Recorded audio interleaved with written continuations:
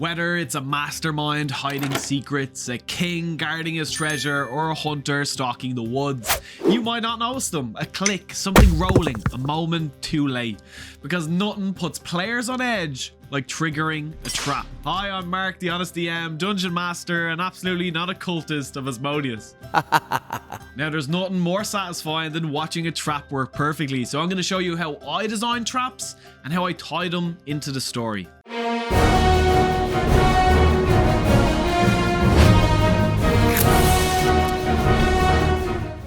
To do that, we need to start with the basics. First, think about who is setting the trap. Is it a goblin? Then it's using scraps, crude tools, and whatever it can get its hands on.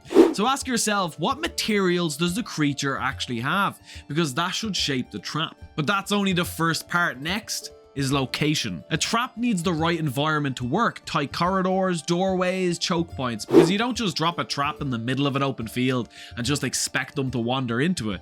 Placement is everything. From there, we move to purpose. Why is the trap there? Is it to alert someone nearby, slow the party down, capture them? Because the purpose determines everything, how dangerous it is, what it does, and how it fits into the story. And once you understand that, you can think about effects, not just damage, conditions, blindness, paralyze, restraint. And as your players level up, your traps should evolve too. More complex, more dangerous, more creative, because they're facing bigger and bigger threats. And one more thing worth adding, show the aftermath. Traps that have already been triggered, bodies, footprints leading away, signs that someone did make it, because that also tells a story before the trap even goes off. Now that we understand design, let's talk about rules. To notice a trap, your passive perception has to beat the trap's DC.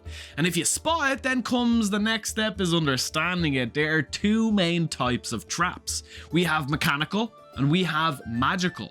For a mechanical trap, you're usually looking at an intelligence investigation check to really figure out how it works. For a magical trap, that comes down to intelligence again, but it's arcana.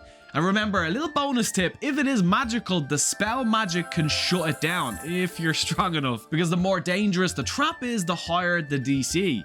And if the DC is higher, then it's harder to spot, harder to disable, and much harder to survive. Now let's take this from theory into practice. I'm going to go through some traps that they give you in the Dungeon Master's Guide. First up, we have the collapsing roof. To spot it, the DC is 10. So if your passive perception is 10 or higher, you notice the tripwire. To disable it, you need a DC 15 dexterity check using Thieves' Tools. If you fail, the trap triggers. Creatures must make a DC 15 dexterity saving throw to jump the hell out of the way. On a fail save, they take 22 bludgeoning damage. That's 4d10s. On a success, they take half of that. And yeah, nothing wakes players up faster than a ceiling coming down on them. Next up is the falling net. Again, DC 10 to spot the tripwire. A DC 15 dexterity check with Thieves' Tools to disable it. If triggered, it covers a 10-foot area. Creatures must make a DC 10 strength check or be knocked prone. To escape, a creature must use its action to attempt a DC 10 strength check to get out. You can even attack the net. The net has an AC of 10 and 20 hit points. So if you deal 5 slashing damage to it, you destroy a section of it and free whoever's inside. Now for a magical trap, the fire-breathing statue. DC 15 to spot it, and detect magic will reveal its nature. It triggers when over more than 20 pounds of pressure is applied. It releases a 30 feet cone of fire. Creatures must make a DC 13 dexterity saving throw to get the hell out of there. On a fail save, they take 22 points of fire damage, but if they succeed, they only take half of it.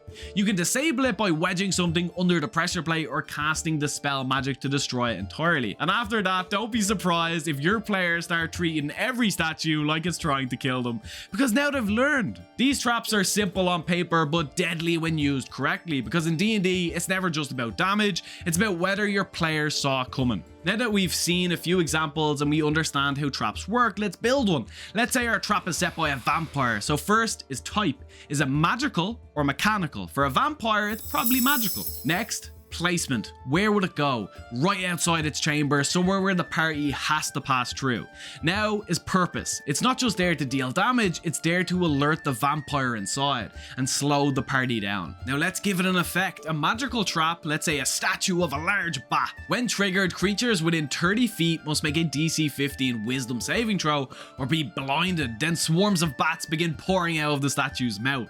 And after a few rounds, the statue itself breaks apart. And of course, players are crafty, your players still have a chance. A DC 15 to notice the magical statue, and a DC 15 to avoid triggering it. And just like that, you've built a trap that fits the creature, the location, and the story. Now there's loads of traps out there, and even more in the Dungeon Master's Guide, but there's one type that changes everything: complex traps.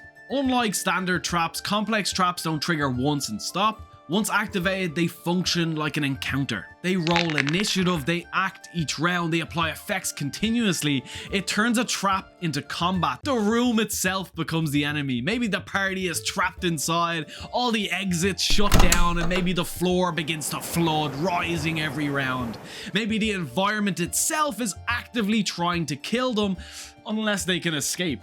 And suddenly it's not about spotting a wire anymore, it's about survival, because now the trap isn't a moment, it's a fight. Always have traps in the back of your mind as the story flows. So if your villain is getting away and the party is likely to follow, they might set a trap, and to design it properly, think from their perspective. What do they actually have access to? Are they a fighter using mechanical traps, a rogue setting quick setups, or a spellcaster leaving behind magical effects? Then think about location. Where would they set it to guarantee the party will walk into it? A narrow corridor, a choke point, a doorway that they have to pass through? And finally, purpose. Is it to slow the party down, to injure them before a final fight, or just to buy some time to escape? Because once you understand the character, the environment, and the goal, the trap basically builds itself. If you're looking for a refresher on combat, check out my combat video, and if you want more roleplay to your table, those videos are linked down below, because the best traps aren't the ones that deal damage, they're the ones that player never forget. I'll see you in the next one.